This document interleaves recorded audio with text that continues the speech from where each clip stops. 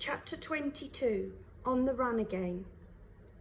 Far away behind Jim, he could hear the beating of the drums and the blare of the trumpets and trombones, the roar of the crowd. When he paused to look round, he could see the glow of the huge tent and the dark shapes of the caravans parked round the edges of the field. He could just make out which one was Giuglini's.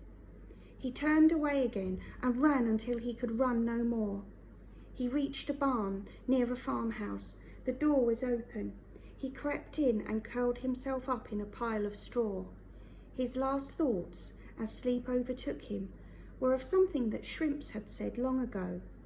"I'd rather sleep in a barn full of rats, and I've done that a time or two." Jim listened to the scurryings round him. Well, he thought, rats is charming company, brother. At least they knows where it's warm and dry. The cry of the farmyard cockerel woke him up, and the sun striping through the barn roof. Jim lay still and tense, listening to the sound of the farm workers making their way to the fields. When their voices had died away, he went out of the barn. Hens cluttered round him and squawked away. An old woman, swaying as she walked, came out of the farm building carrying 2 large pails. She swayed past the barn where Jim crouched, afraid, her skirts sweeping up the hens' grains as they bobbed around her. She went into the milking shed. Jim could hear her talking to the cows and the low muttering the beasts made. He dared himself to creep out of the barn again. The old woman had left open the kitchen door. Jim peered in.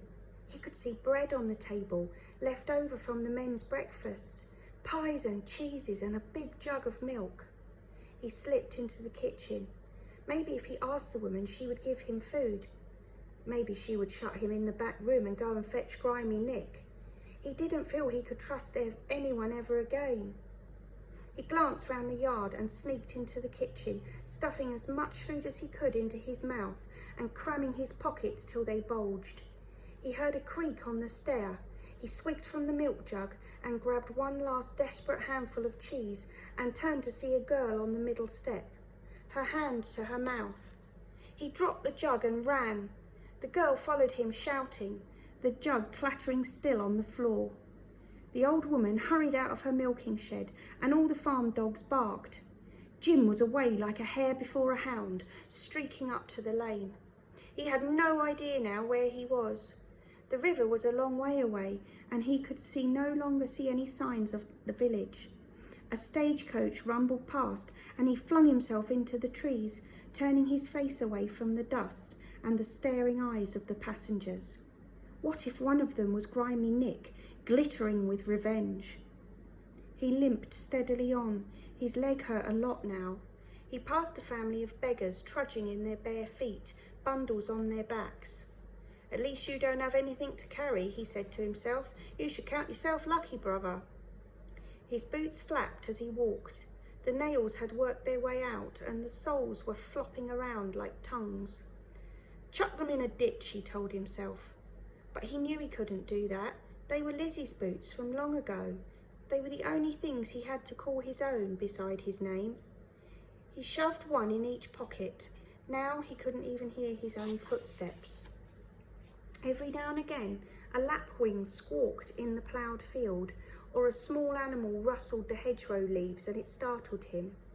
He seemed to be walking forever along the silent lanes with the huge grey sky arching over him.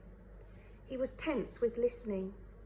He imagined he saw Grimy Nick lurking behind every tree, his shadow flittering every time he turned round, his thin, mocking whistle piercing through every birdsong.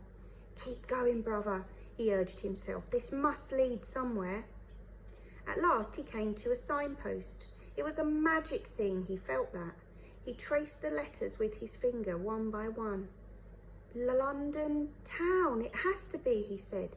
"You're going home," he whispered. "Rosie lives in London Town, Jim."